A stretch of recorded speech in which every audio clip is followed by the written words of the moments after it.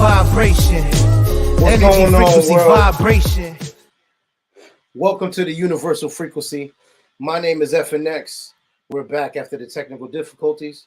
Delayed, not denied, I promise you. And you are now rocking with the universal frequency. Before we get started, I want to shout out DnkybongsTV because they are who.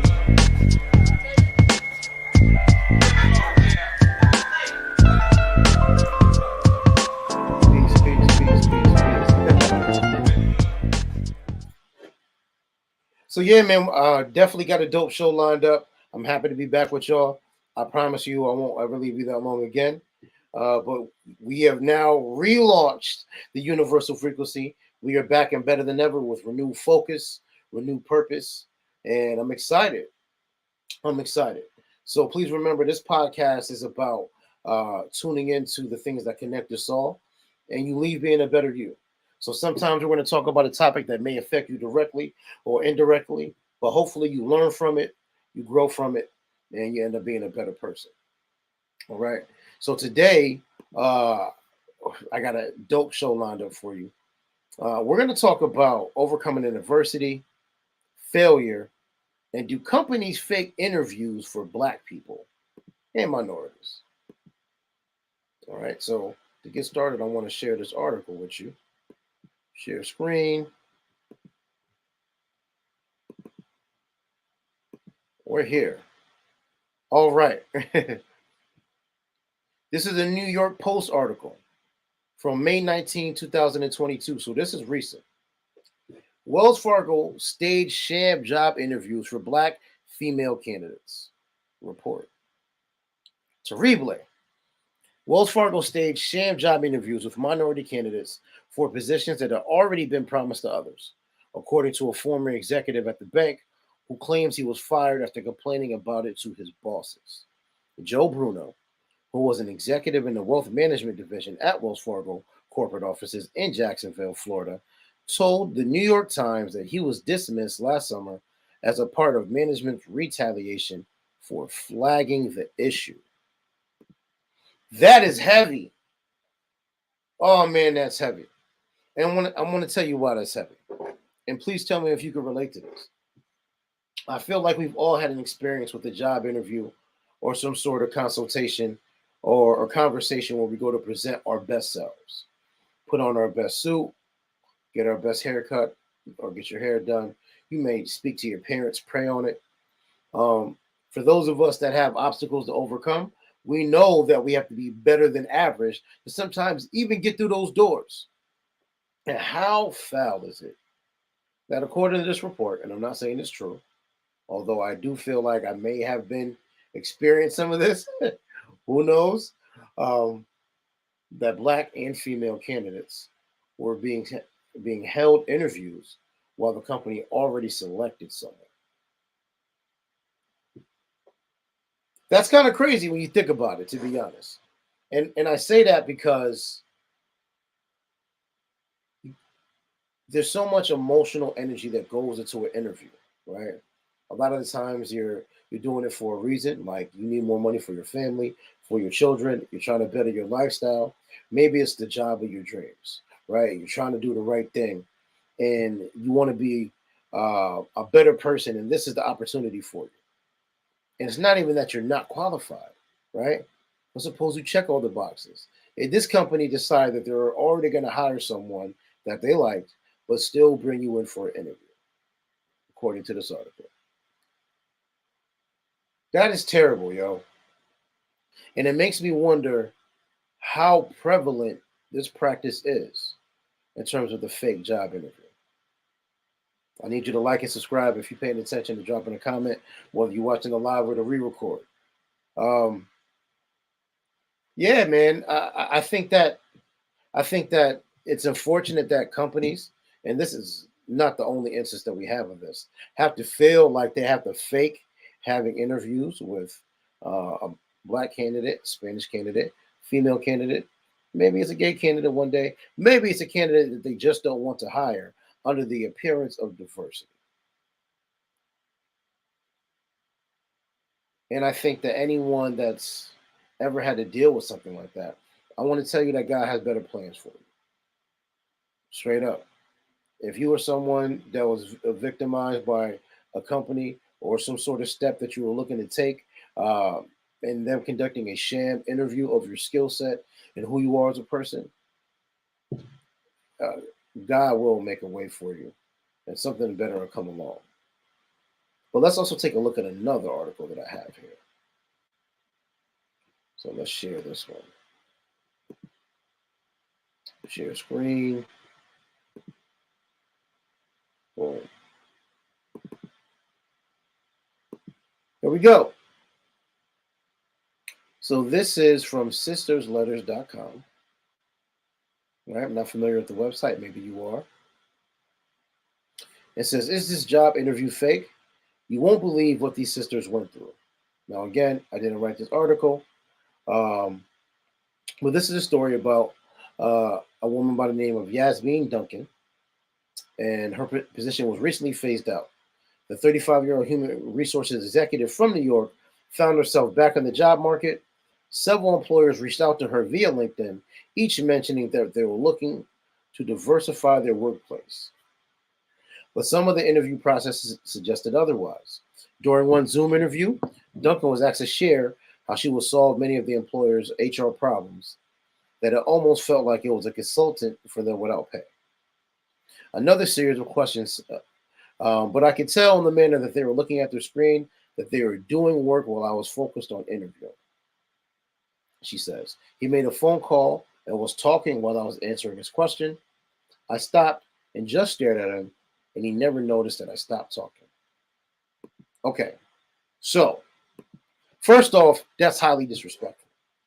1,000,000% highly disrespectful. Um, we can never, we never know how these things truly unfold. A lot of the times when we were alleging bias without solid facts, sometimes it means that there may not be a bias. Sometimes it may mean that there's a bias that we cannot prove. Uh, but for the interviewer to take a phone call during this young lady's uh, consultation or interview, excuse me, it's kind of terrible. It shows how important that he thinks it is. Now, we we can attest to the fact that maybe there is someone, a candidate they have selected, but I have personally experienced me going in an interview and giving someone my plan for the job, them not hiring me, and then go giving it to someone else. It was that free consultation comment she mentioned. And again, these things are terrible. If a company believes that they have confidence in a candidate and they're looking to hire them, why would they host additional interviews to take ideas from people that they aren't going to hire? That's crazy manipulative. Crazy manipulative, man. And again, I don't know if this article that we shared actually alludes to a particular bias, because I don't think we had any hard evidence, and we may not ever get it, to be honest. Uh, I do think it's good. It's good to note that for anyone that again who has experienced something like this, better things are going to come. Better things are going to come. I definitely have had experiences that I felt like I was maybe qualified for, or I went through an entire presentation of my plan and I didn't get the job. And I'll tell you about it once. I'm not going to tell you the bank it was, but I interviewed for a bank for a community position, and they were looking for someone that can facilitate going into community, networking with nonprofits, and just building relationships. So I thought. So they told me to write an action plan. I'm gonna tell you, this is a true to life story. So they tell me to write an action plan. Let me back up, right? Had the first interview with the recruiter. It's dope. She enjoys the conversation. Says, "Hey, I want to set up an interview with the people in the area, with some of the leadership in the area." Had the interview next morning. Killed that part.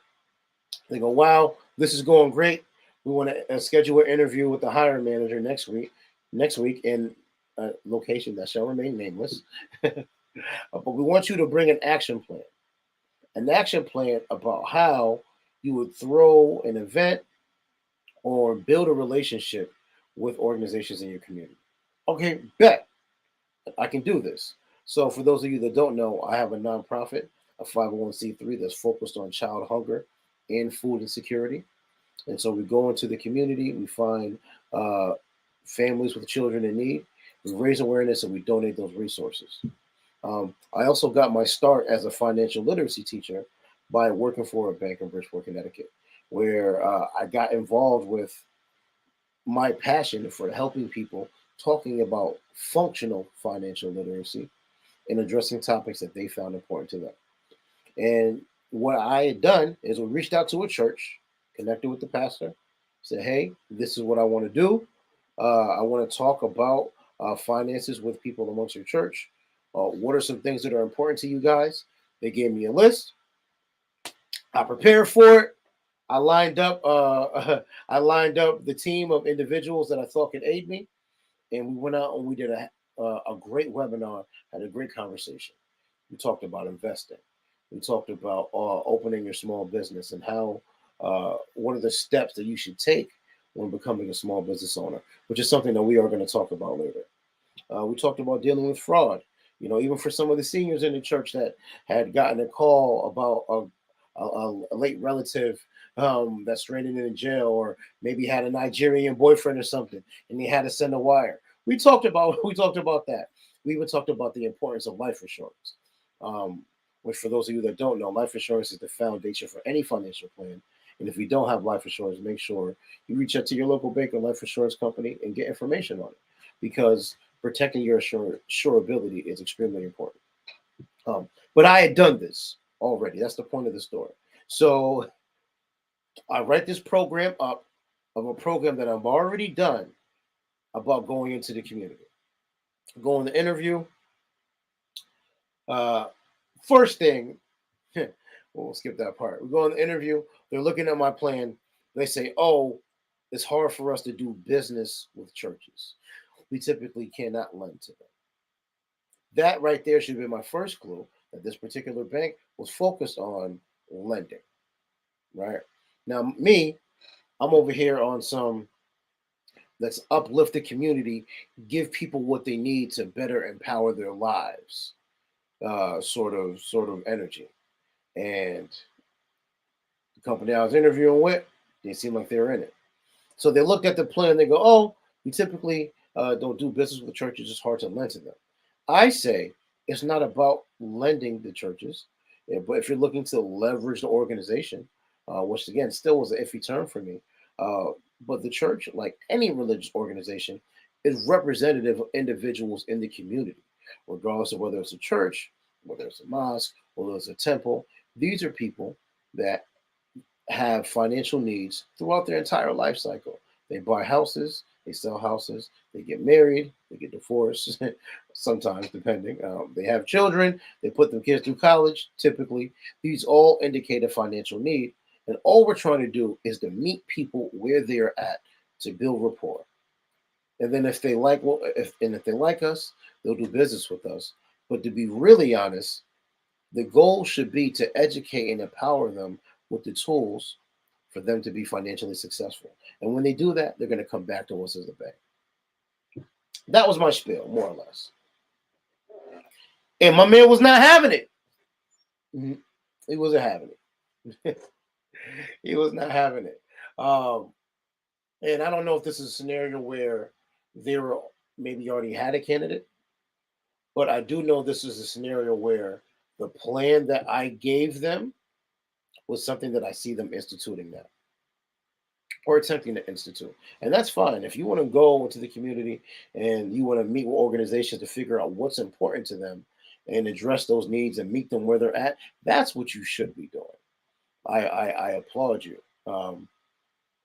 But I would be remiss if I did not mention that maybe when I look at the fact that they just basically took my plan, gave it to somebody else, and told them to do it, or maybe they were just as smart as I. Who knows? But it's not a good feeling. For anyone that's going through something similar, it is not a good feeling. And sometimes the thing about failure and objection, and I looked at that as a failure, failure and rejection. Sometimes that course correction, that closed door on you, the no that you get prepares you for something greater. Because it was that instance in the interaction, in that interview, where I realized in order for me to implement the type of community change that I wanted to implement, I can't do it as an instrument of another organization that has their own agenda. I can't do that. I would have to do it with the way I see fit, with the vision that I have, based on my experience on going in the community, helping people and learning from them. And I think that was my biggest jewel from it. Now, yeah, at one point I wanted that position. I even prayed for that position and did not get it. And was I ever upset about it? No. But the fact that I prayed for it, asked for it, did not get it, let me know that God has something better for me. And that's the message that I want to give to you. Because as of now, um, the financial literacy platform that I am building is extremely, extremely impactful. We are now, in addition to basic checking and savings, needs versus wants, in addition to life insurance, in addition to dealing with fraud and small business entity forming, we are now educating people and empowering them for home ownership and credit repair. That way, they can go from renters to owners and establish generational wealth. And I would not have done that had I walked through that door that I was praying so hard for. So that's my way of busting that down. Now, again, our company's doing fake interviews. I apologize if I'm going on a tangent, but I have another example that I think you may be aware of this one. So let's see. Oh, here we go. Let's go to the clip. Share screen.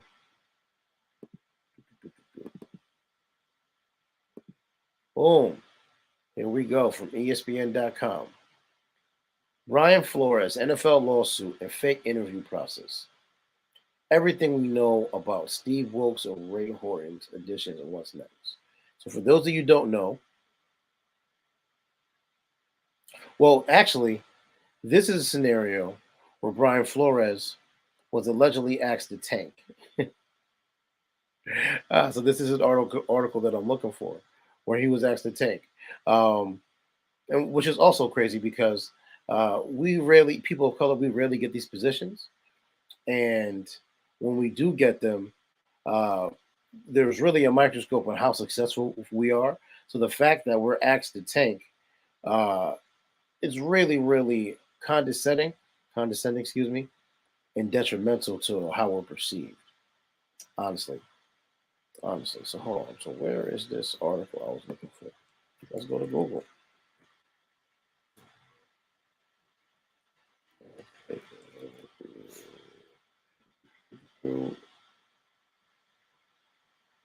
Oh, here we go. This is the article. Shammer interviews a mistaken Bill Belichick text.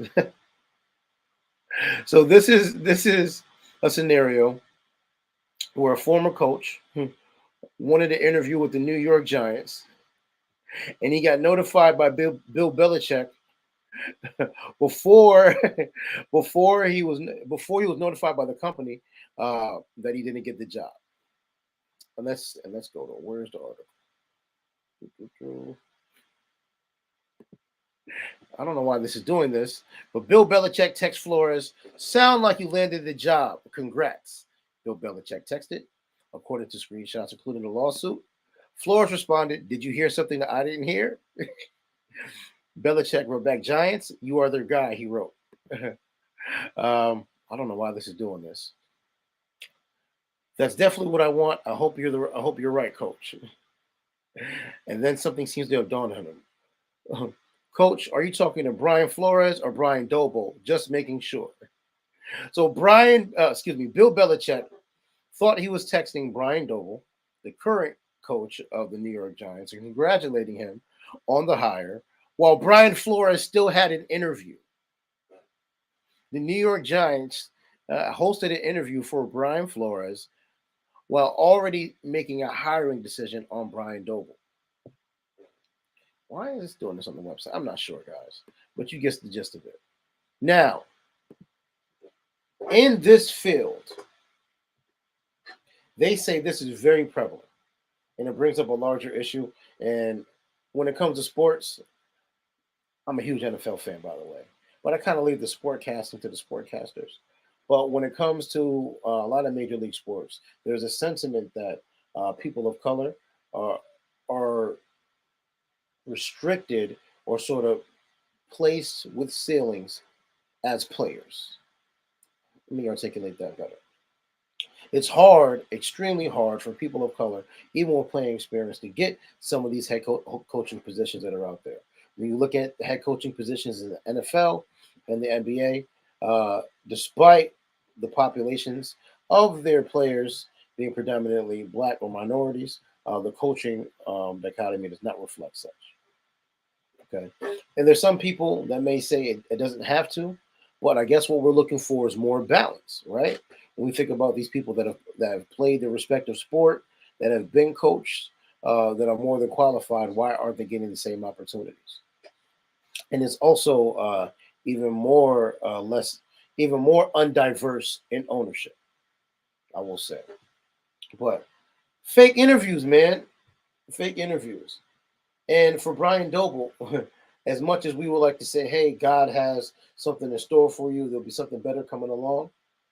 Maybe it's God saying, hey, that being a head coach for that organization isn't for you. Or maybe being a head coach isn't for you. Or maybe this shit is just terrible. I don't have the answers. I do know that it must feel terrible to be emotionally weighted and emotionally rooted in something, presenting your best skill set, um, your best presentation of who you are for a company that you believe in the brand, believe in the mission, and you want the opportunity and want the challenge, and they just brought you in so you can be a token. It's crazy.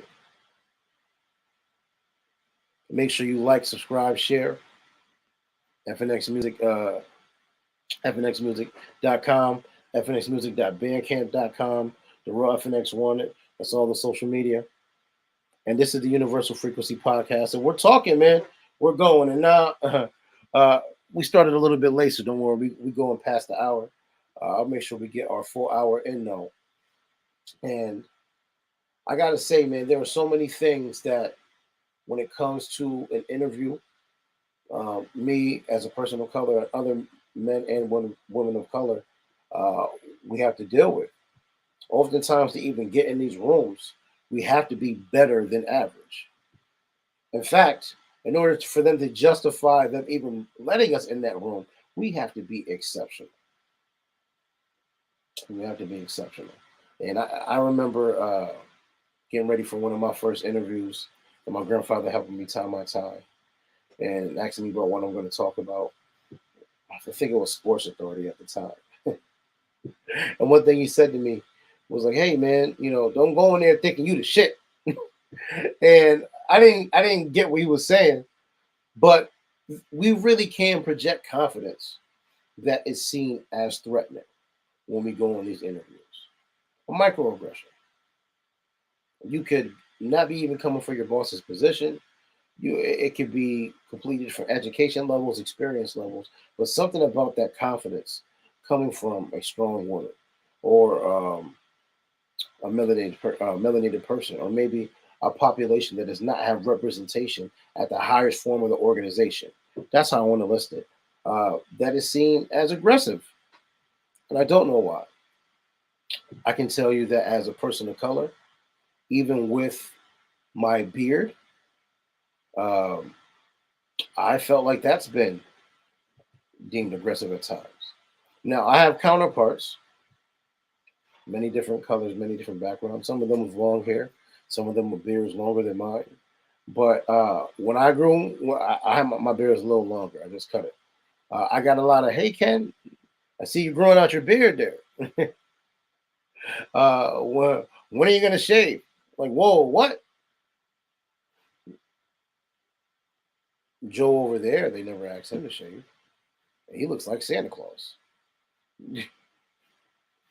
Joe over there wears his hair down to his shoulders. Sometimes he doesn't even comb it. Why can't I dread or braid mine? It's just different. Different codes of conduct. Even trying to get into the door of some of these organizations that we don't have representation in leadership. And so when we go knocking on these doors, and sometimes we think that we're failing, we have to understand that some of these doors weren't set up for us to walk through, and it's just going to be an even higher challenge for us to overcome those challenges. I salute to those of you that do it, man. Salute to you to those that do it. Failure, though. There's other ways to fail that aren't necessarily failure. And I've told this story before, and I'm going to tell it again. A couple years ago, I wanted to throw an event. I wanted to bring out a soul artist, a big name R&B artist, and it didn't work out. Listen, I'll get to the nitty gritty, right? I wanted to bring out Erica Badu, right? I wanted to bring Erica Badu to a casino in Connecticut, and trying to gather resources, build a promotional team, and ultimately, it came down to me not having the checkbook that I needed to pull the show off. No, I am going to book Erica.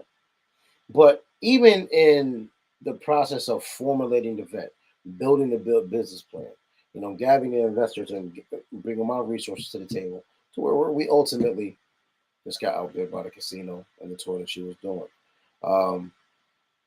At that time, I had a vision for hosting concerts as fundraisers. That's what I was trying to do.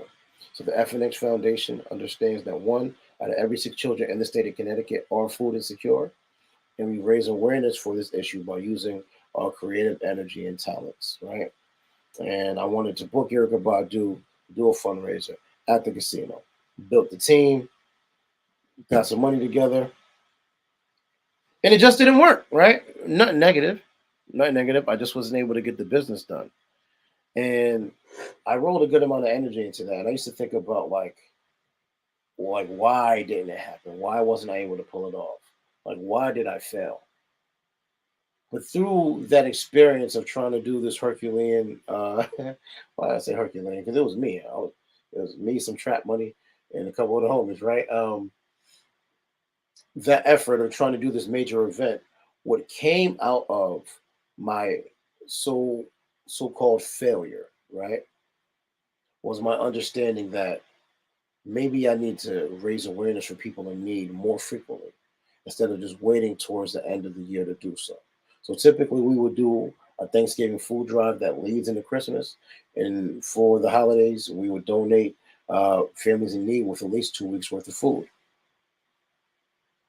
But after that attempt at trying to throw a hometown love fundraiser with Erica Badu, that hopefully one day will come, uh, I had the understanding that maybe constantly championing that cause, constantly raising awareness, constantly helping people, even if it's on a monthly basis, just to what we could do, will be just as effective as opposed to one bigger.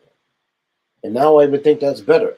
And I would not have gotten to that space had I not so-called had that door closed in my face. So again, um, the universe doesn't make mistakes. God knows our hearts. God knows our wills. And I don't know how religious you guys are. I don't want to go into it, but not every no is a no, man.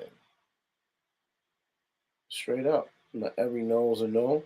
Not every no is a failure. Sometimes you're just being course corrected to the right option for yourself.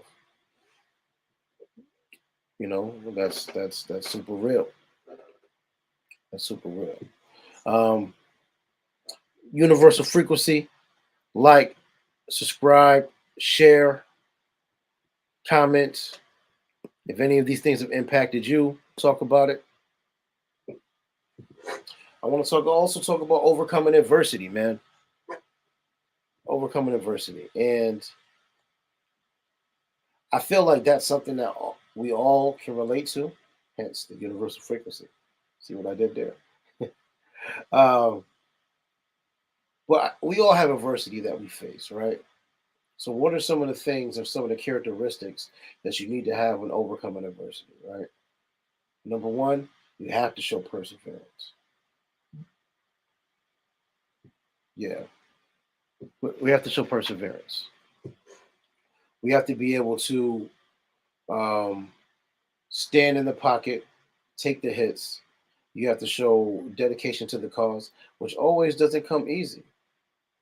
It always doesn't come easy, and sometimes it's playing the long term route, playing the long term game, and being able to not get discouraged by short term things that you're wanting to happen. Sometimes the cake got to cook, you know. Um, Sometimes it's just showing up, man. Right? For anyone that's ever had to get back in shape, for anyone that's ever had to to make a change in their life, the best way to overcome that adversity is just to not give up. Right? Sometimes you may start a diet, you may start a workout plan, you'll do it for a month, and then you'll quit. That's failing. But if you keep working at it, if you stay focused on the plan, that you stay focused on your execution, that adversity that you're facing, that one push up that's so tough to do is going to turn into two, and that two is going to turn into four, and that four is going to turn into eight, and then before you know it, when you were struggling to do one push up, you're going to be banging out sets because you pushed through the adversity, and that's what you got to take from this, guys. Even if you go on a bullshit interview with the company that decided that they were going to hire someone before they brought you in, you absolutely, absolutely, you got to stay in the pocket, man. You got to hold. You got to take the hits. What are some of the other characteristics and things that you need to overcome adversity? I feel like you need a plan. I really do. And this is where writing things down and organizing your thoughts are huge, are key. Uh, Shout out to Tech Donkey Bongs TV. He'll tell you we've talked about doing this podcast for some time, and I've had a vision on how I wanted it to go, how I wanted it to look, what we are going to talk about. Uh, but I was just facing a block in terms of just getting it built. And it wasn't until that I wrote my plans down on paper and I got them, you know, got them from being just a frequency in my brain, electromagnetic vibration that I was sensing. And I manifested it into this reality by writing it down and then speaking it and then building it. That's how you overcome the adversity. And now here we are. And then we're going to keep doing this. And then 5 years later, you know, 5 years later, that we gonna be with Joe Rogan. Shout out to Joe Rogan too, by the way. I hate to do that to mix energies, but I am a fan of that podcast because what I think Joe Rogan does is dope is instead of just reacting to common shit, yeah, he pretty much goes in his own narrative and talks about what he think is dope, and that's what we do here, right? Some of these podcasters, and I'm not going to judge, they're ambulance chasers. It's cool. An event occurs, they chase it down, talk about it for reactionary clicks and likes. That's cool. I also feel like that sort of podcast or news, you aren't going to rewatch again. But I feel like what we're doing here, what we're looking to accomplish, and what we are going to accomplish by sharing stories, sharing people overcoming objectives, sharing narratives that we could all learn from. I think that's the jewel and that's the gift, man. And we're gonna have the longevity. Shout out to the universal frequency. Like, subscribe, share, comments. What adversity have you faced and how did you overcome it? That's a huge one, man. That's a huge one. If I had to interview someone, that is a question I would ask them because they cannot lie, right? If you ask someone, what adversity did you face and how did you overcome it? You were instantly going to see someone's fortitude and their ability to manifest and their ability to overveer and excuse me persevere and overcome. And if when I think about who I would want to build a team with, whether I'm hiring them for a company that I work for or hiring them for the company that I own, I feel like being able to persevere and to show grit and to not give up, or the characteristics that would take over talent anytime. Because someone could be talented, but at the first point of adversity, they'll run away. But when someone's kicked and clawed to be there, someone's had to fight for their position just to be in the room. When they get into that room, uh, they're gonna make sure that they are represented and that they get their job done. You know, that's for the companies out there who pre-hire candidates and go interview someone else. I ain't gonna let that shit go. By the way, I'm not. But we also have to talk about the fact that anything that we see in this reality was once a thought and had some form of adversity. Sometimes we know the story, sometimes we don't. Anytime we see anyone maybe build a platform or a successful business that turned into a Fortune 500 company, or anytime you see a creator um, that's gone from a rags to riches, so to speak, it all started in their head. It all started as a thought, a belief that they had over anyone else's, and they were dedicated to that mission. Shout out to Jeff Bezos, man. Hope I said his name right. Oh boy, started Amazon in his garage. Have you checked out the stock price lately? It's ridiculous. And it started in his garage.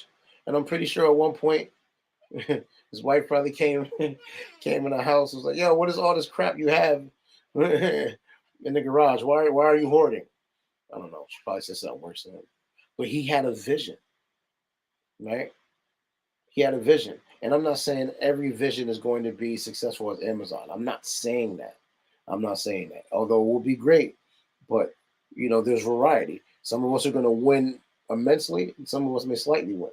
Well, ultimately, that's just really about how you measure the win, because it's not about dollars and cents always.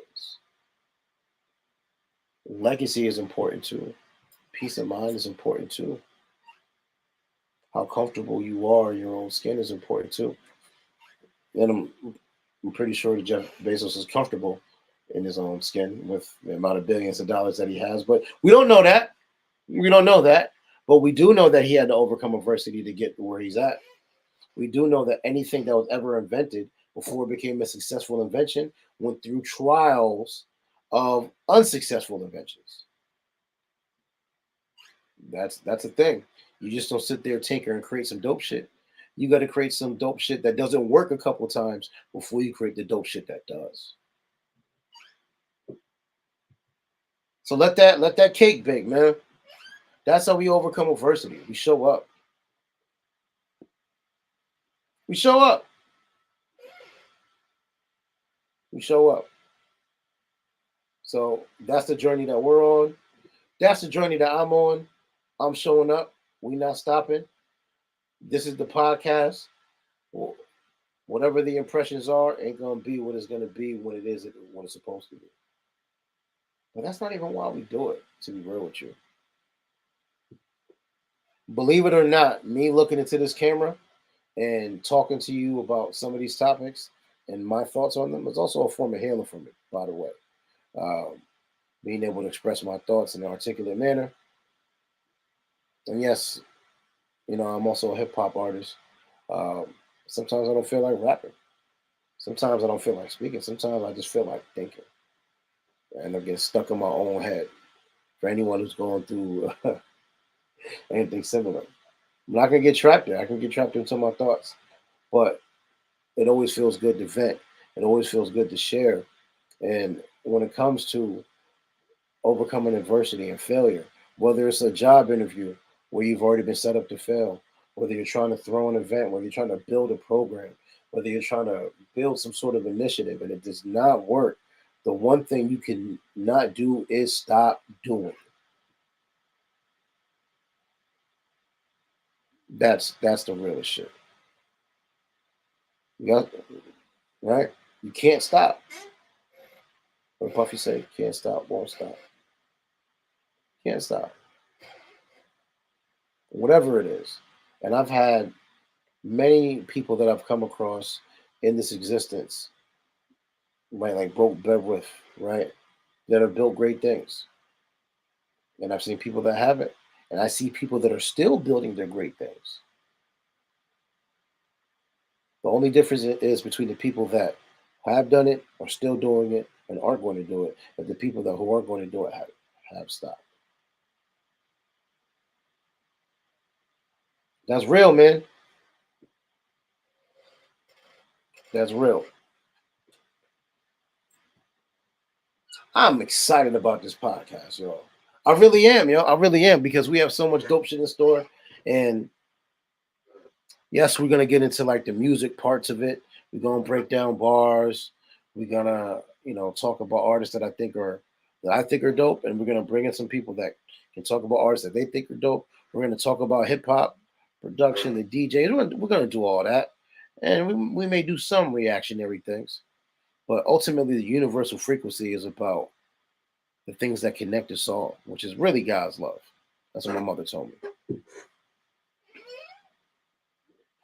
And through that love, we bond, we overcome adversity, and we talk about it, we share, and we grow. More or less. I appreciate you tuning in. We still going though. I'm not done. I need you to like, subscribe, share. I need you to comment if you ever felt like you've gone in an interview or they've already made a decision and did not give you the job. Because again, no company has to hire you. No one has to bring you onto their team. No one has to select you. The only thing that we are asking for is honor and integrity in the vetting process. And if you already made a selection, please do not bother me. But those are the things that you experience. You try to sit at someone else's table, by the way. Hopefully, this inspires you for those of you that are capable, those of you that want it, that instead of trying to get into someone else's table, you create your own and you build that. Then you have God sit you in front of your table in front of those people that denied you when you get to where you're at. That's what you do. I promise, man, I won't be trying to preach. But these are things that I wish I could have said to my younger self. And maybe in some more weird, multi universal way, depending on how you look at time. This time isn't real, it's just a construct, but well, that's another episode. Um, to not get discouraged when doors get slammed in your face. How many of you have ever tried to kick it with a friend or even try to build, like engage in some sort of courtship, right, with someone you were interested in? And it didn't work out. Maybe you engaged in a courtship and it just failed and you tried. Maybe we got to the point where, you spiritually asked for it and it did not work out. But then you meet someone else and then you're happy, right? Or maybe that friend you were trying to hold on to, you stop talking to, they never call you back. But then you generate new friends that are instantly more loyal, more and more communicative than that one friend you're trying to hold on to. This story plays out in different ways. You know, I feel like the universe will always make a way. And sometimes that relationship you're trying to save, that courtship that's not working, it is not a failure, right?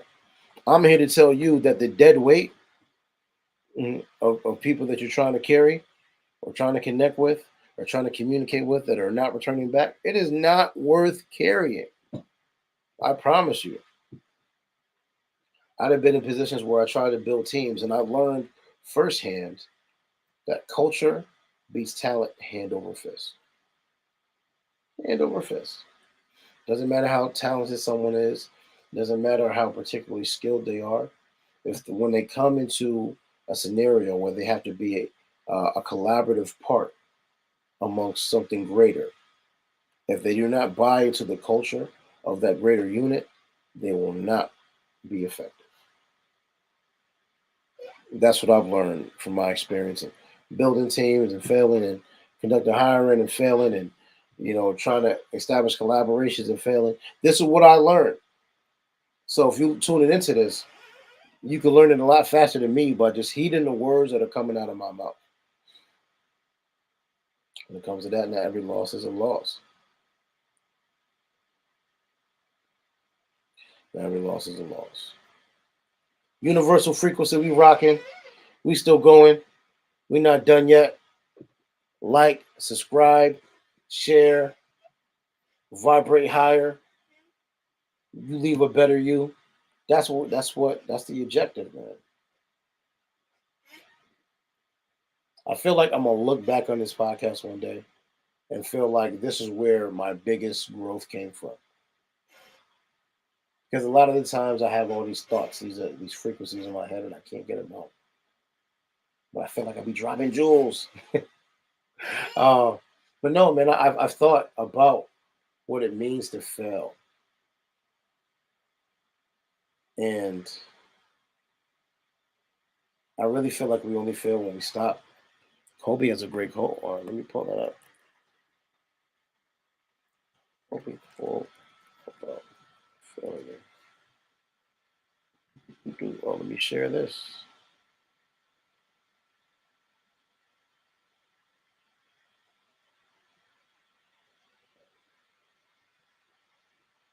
First off, rest in peace, Kobe, by the way. Ultimate competitor.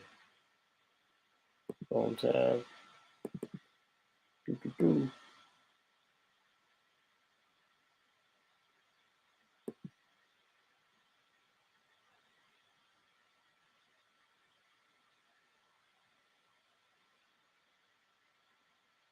Yeah.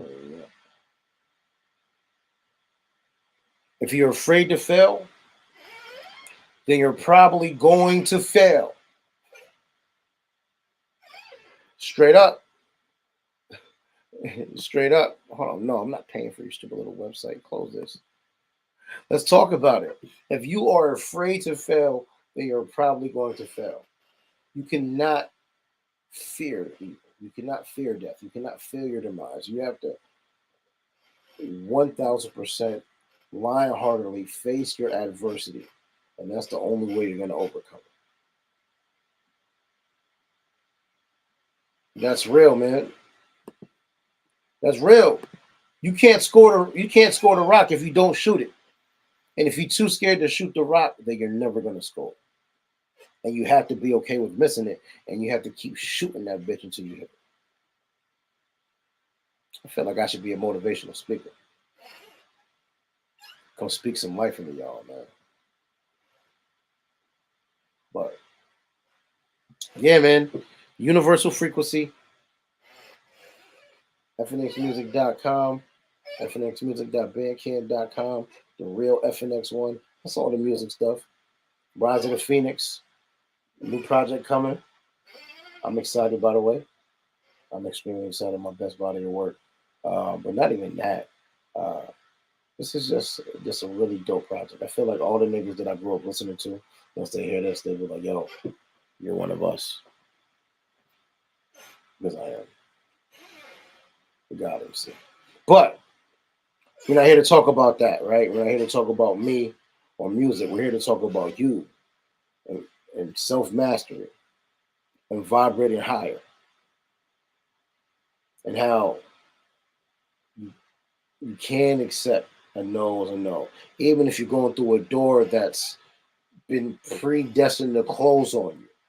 Even if you go into a fake interview where they're not going to select you already because they hired someone else, that your opportunity for you is still out there. Even if you try to throw an event and try to throw a fundraiser that does not work, it does not mean the learnings from your attempt will not lead to greater jewelry for you. Even if you try to maintain friendships, relationships, any sort of arrangement, and you fail at keeping the unit together, fail at making that connection, that is not necessarily a failure. No, it is not. No, it's not. Sometimes the cake is just taking a little longer to bake.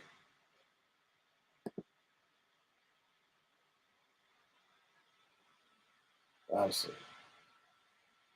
Sometimes the cake is a little longer to bake.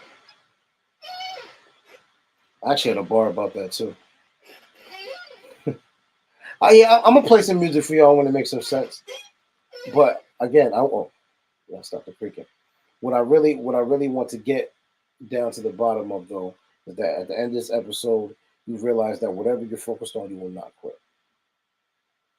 If you're starting a workout plan, don't stop that workout plan. If you have a plan of execution for anything that you want to accomplish in your life, what you need to do is create your plan, execute it relentlessly, and never give up. Never give up. And then you'll eventually get there.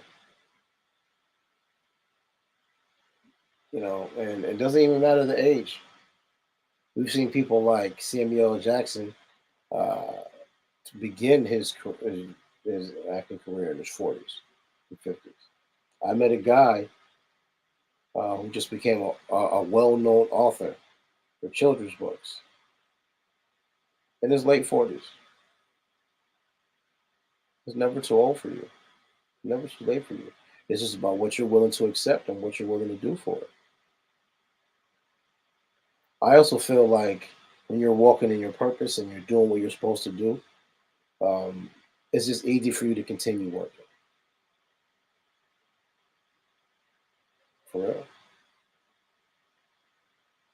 And that's why I'm here. For those of you that tune into this and feel like you've knocked on a door and it hasn't opened, that just means you got to knock on more doors. For real.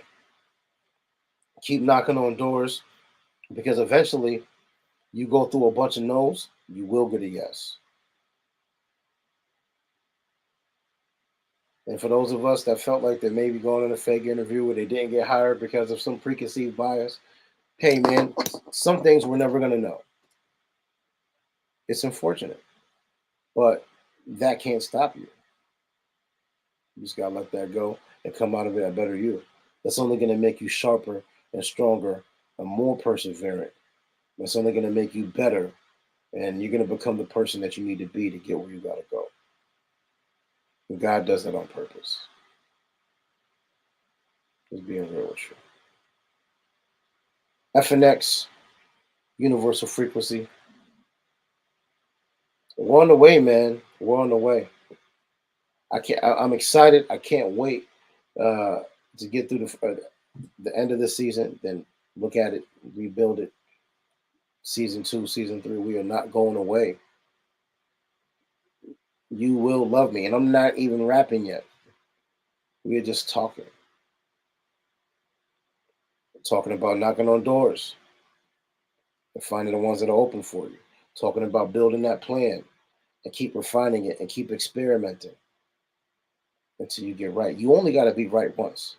If you're an inventor and you create 1,000 inventions that fail, but number 1,001 works, it was all worth it.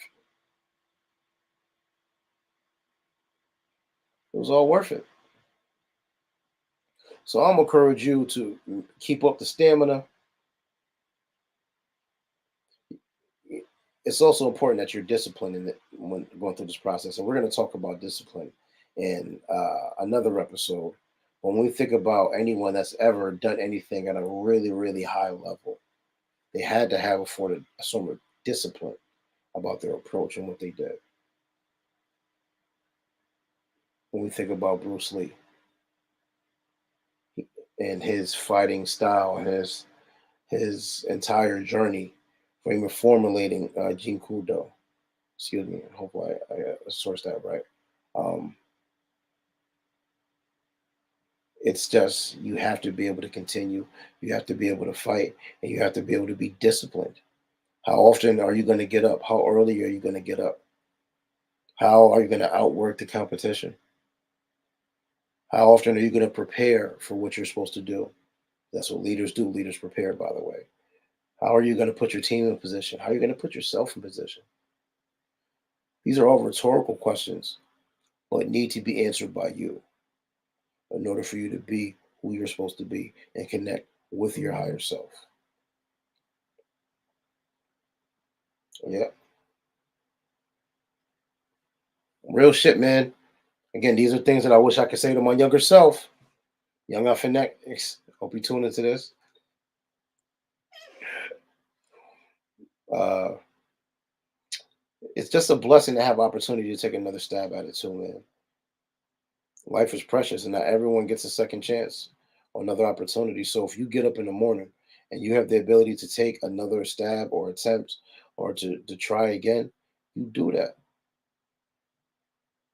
You absolutely have to do it. Nothing is not promised.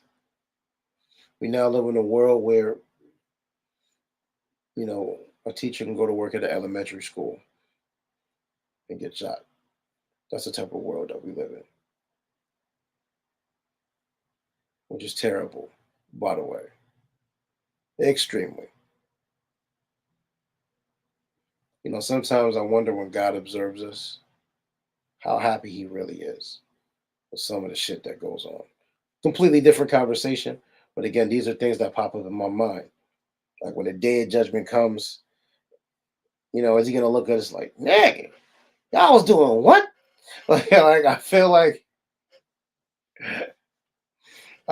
there has to be a component to that because some of this doesn't make sense. And pardon me for making light of the scenario. It's not funny. Um, Mass shootings and school shootings are not to be made light of. We make jest to keep from crying, right? But I digress. The universal frequency, fnxmusic.com, fnxmusic.bandcamp.com. The real FNX1 is all my social media.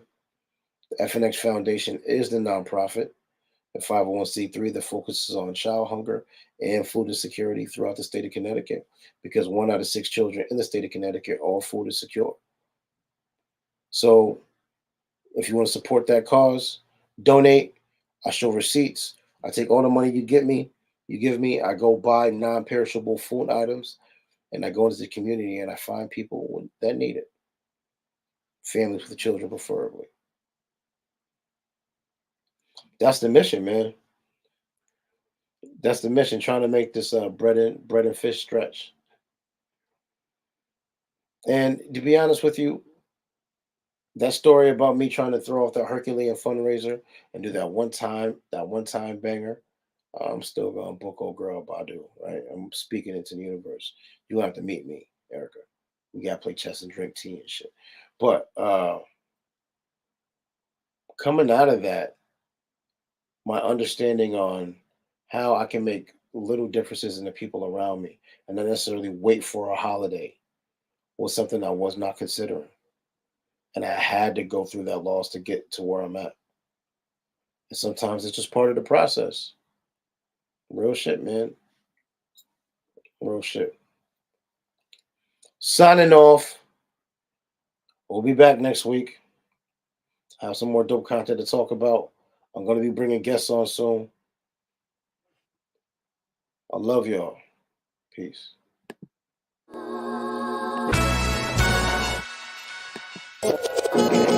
Energy, frequency, vibration. Oh. Let's do it.